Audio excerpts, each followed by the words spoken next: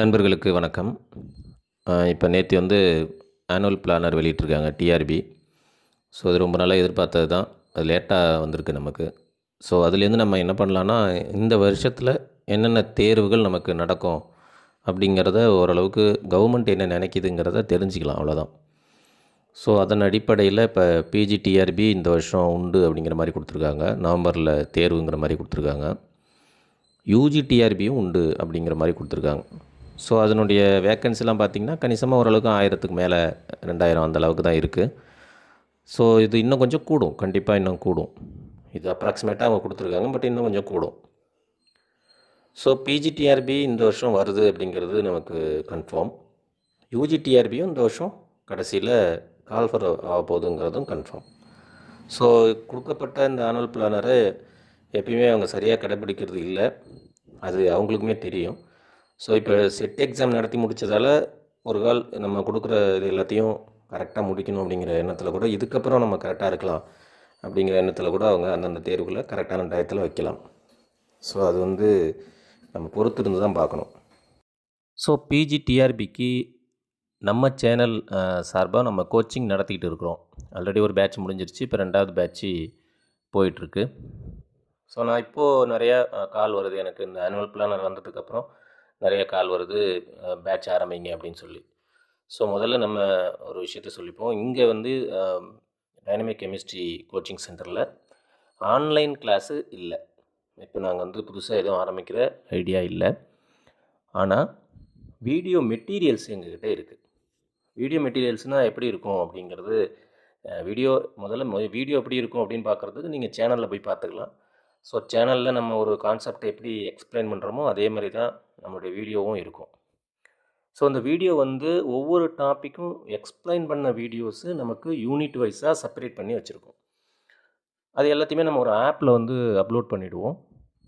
So அந்த ஆப்பில் நீங்கள் பணம் கட்டி சேரும் பொழுது அந்த அந்த அக்சஸை நீங்கள் வாங்கிக்கலாம். ஒரு தடவை நீங்கள் அந்த வீடியோவை பார்த்துட்டிங்கன்னா டவுன்லோட் ஆகிடும். அதுக்கப்புறம் நீங்கள் நெட் இல்லைன்னா கூட எத்தனை தடவை வேணாலும் அந்த வீடியோ பார்க்கலாம். அது வருகிற எக்ஸாம் முடிகிற வரைக்கும் அது அக்சஸ், நீங்கள் அது வரைக்கும் அதை யூஸ் பண்ணிக்கலாம். ஸோ இந்த வீடியோ மெட்டீரியல்ஸ் எல்லாத்தையுமே நம்ம அந்த ஆப்பில் அப்லோட் பண்ணிவிடுவோம், நீங்கள் பார்த்துக்கலாம். ஒன்று, இப்போ இது முழுவதும் எப்படி உங்களுக்கு ஒரு இடத்துல பிடிஎஃப் மெட்டீரியல் வாங்குவீங்களோ அதே மாதிரி ஒரு வீடியோ மெட்டீரியல், அவ்வளோதான். எப்படி பிடிஎஃப் மெட்டீரியல் வாங்கின பிறகு அதை வச்சு படிப்பீங்களோ, அதில் எதுவும் புரியல அப்படின்னு சொன்னால் எப்படி ஒரு புக்கை ரெஃபர் பண்ணுவீங்களோ அதே மாதிரி தான் வீடியோ மெட்டீரியலும் நீங்கள் எங்ககிட்டேருந்து வாங்கிக்கலாம். எல்லா டாப்பிக்கும் நம்ம அதில் எக்ஸ்பிளைன் பண்ணியிருப்போம்.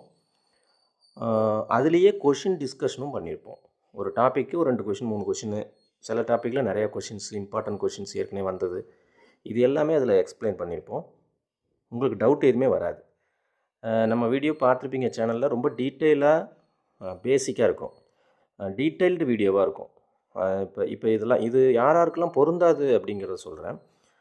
ஷார்ட்டாக படிக்கணும், ஒரு கான்செப்டை என்னென்னே புரிஞ்சிக்காமல் அப்படியே மெமரி பண்ணிவிட்டு அப்படியே அதில் உள்ள பாயிண்ட்ஸை மட்டும் படிச்சுட்டே போயிட்டு நம்ம அதை அந்தளவுக்கு போதும் நமக்கு படிக்கிறது அப்படின்னு ஒரு கான்செப்டை இது பண்ணுறவங்களுக்கு நம்ம வீடியோ பொருந்தாது. ஏன்னா நம்ம ஒரு கான்செப்டை டீட்டெயில்டாக எடுத்துகிட்டு தான் பண்ணியிருப்போம்.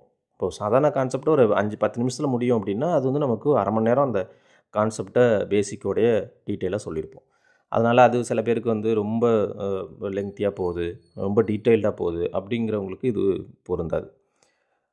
ரெண்டாவது, இது வீடியோ பார்த்து புரிஞ்சுக்கிறவங்களுக்கு, வீடியோ பார்க்குறதுல ஆர்வம் உள்ளவங்களுக்கு, வீடியோ பார்க்கும்போது புரியும் அப்படிங்கிறவங்க மட்டும்தான் இது பொருந்தும்.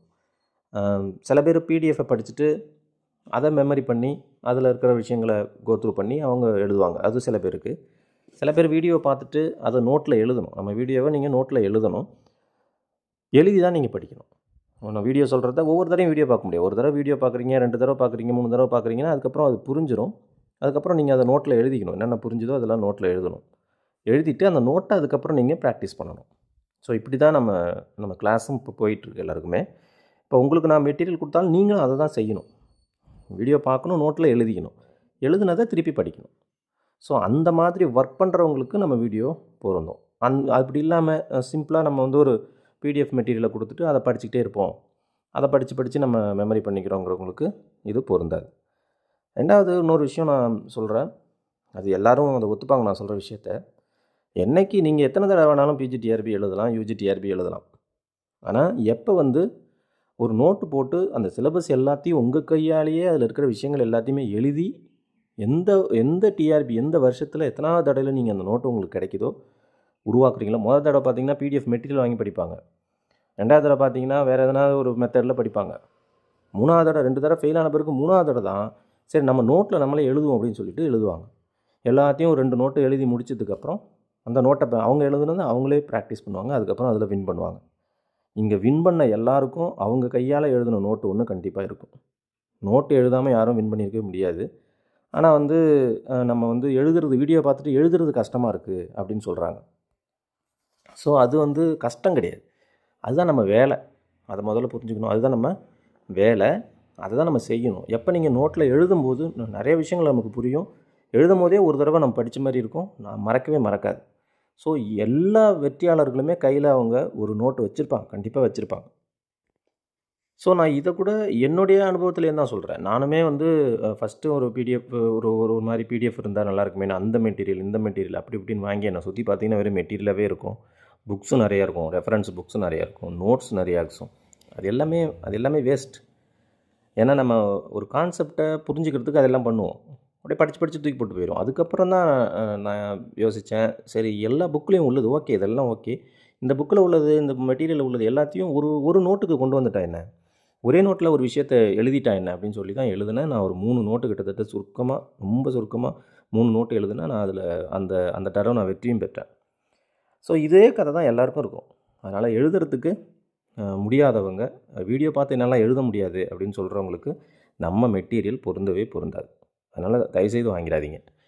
வீடியோ பார்க்கணும், கான்செப்டை அண்டர்ஸ்டாண்ட் பண்ணிக்கணும். இப்போ நான் டீட்டெயிலாக சொல்கிறேன், நம்ம மெட்டீரியல் உங்களுக்கு எந்த அளவுக்கு ஹெல்ப்பாக இருக்கும் அப்படின்னு. இப்போ நீங்கள் ஒரு நோட்ஸ் படிக்கிறீங்க, இல்லைனா ஒரு புக் எடுத்து படிக்கிறீங்க, பெரிய பெரிய புக்கெல்லாம் விடுங்க, ஜேம்ஸ் கியூலாம் வேண்டாம், சாதாரணமாக ஒரு மதன் மாலி, ஒரு அருண் பால் புக்கெல்லாம் அந்த மாதிரி புக்கை படிக்கிறீங்க அப்படின்னா, அந்த புக்கு உங்களுக்கு படிக்கும்போது நீங்கள் படிக்க உங்களுக்கு புரியும்.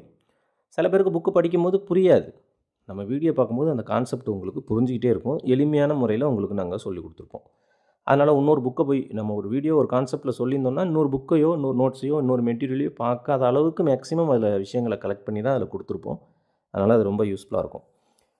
ஆனால் கண்டிப்பாக நீங்கள் வந்து எழுதுகிறவங்க, வீடியோ பார்க்குறதுல ஆர்வம் உள்ளவங்க, டீட்டெயிலாக படிக்கணும்னு நினைக்கிறவங்க அவங்க மட்டும் இந்த மெட்டீரியலை வாங்கிக்கலாம். ரொம்ப கம்மியான அமௌண்ட்டு தான், ரொம்ப கம்மியான அமௌண்ட்டு, நீங்கள் எதிர்பார்க்காத ரொம்ப கம்மியான அமௌண்ட்டாக தான் இது இருக்கும். இது வந்து ஒன்லி மெட்டீரியல் நான் உங்களுக்கு கொடுத்துருவோம். அந்த ஆப்பில் உங்களை கனெக்ட் பண்ணிவிடுவோம். நீங்கள் இந்த எக்ஸாம் வரைக்கும் அந்த ஆப்பில் நீங்கள் கனெக்ட் பண்ணிக்கலாம், எல்லாம் பண்ணிக்கலாம். டவுட்டுக்கு வந்து நாங்கள் சொல்லணும்னு எனக்கு நேரம் இருந்தால் முடிஞ்ச வரைக்கும் நான் சொல்லுவேன். ஆனால் அது நான் உங்களுக்கு அஷூரன்ஸ் கொடுக்க முடியாது. நான் அதில் உள்ள டவுட்டை கிளியர் பண்ணுவேன்னு சொல்ல முடியாது. எப்படி நீங்கள் ஒரு பிடிஎஃப் மெட்டீரியல் ஒருத்தவங்கள்ட்டேருந்து வாங்கின பிறகு அவங்கள்ட்ட எப்படி திருப்பி போய் கேட்க முடியாதோ அதே மாதிரி தான் இந்த மெட்டீரியலும். வீடியோ மெட்டீரியலும் வாங்கிட்டீங்க அப்படின்னு சொன்னால் நீங்கள் பார்த்துக்கலாம், டவுட் எதுவும் வராது. சப்போஸ் நீங்கள் ஒரு டவுட்டை என்கிட்ட நீங்கள் அந்த ஆப்லேயே கூட கேட்கலாம். நான் என்கிட்ட வேறு ஏதாவது டவுட் கிளியரிங் வீடியோ இருந்தால் உங்களுக்கு அனுப்பிச்சி விடுவேன். ஒன்லி டாபிக் ரிலேட்டட் வீடியோஸ் தான் அதில் இருக்கும். சிலபஸ் ஓரியன்ட் வீடியோஸ் மட்டும்தான் இருக்கும். டெஸ்ட் டிஸ்கஷனும் எதுவுமே இருக்காது. டெஸ்ட் பேட்சுங்கிறது தனியாக நடத்துகிறோம், அதுக்கான ஒரு வீடியோ அடுத்தது உங்களுக்கு வரும், இதே சேனல்லே வரும். டெஸ்ட் பேட்ச் சேரணுங்கிறவங்க அதில் சேர்ந்துக்குங்க. அதில் வந்து நம்ம டீட்டெயில் சொல்லுவோம், டெஸ்ட்டை பற்றி சொல்லுவோம். ஒன்லி மெட்டீரியல் மட்டும் வேணும் அப்படிங்கிறவங்களுக்கு பிஜிடிஆர்பியோட நியூ சிலபஸ்ஸு, யூஜிடிஆர்பியோடைய கம்ப்ளீட் வீடியோஸ் எல்லாமே உங்களுக்கு அவைலபிளாக இருக்குது. நீங்கள் கீழே டிஸ்கிரிப்ஷனில் இருக்கிற வாட்ஸ்அப் நம்பருக்கு தொடர்பு கொள்ளுங்கள். அதுக்கப்புறம் என்னங்கிறத நான் வாட்ஸ்அப்பில் உங்களுக்கு தெரிவிக்கிறேன். நன்றி.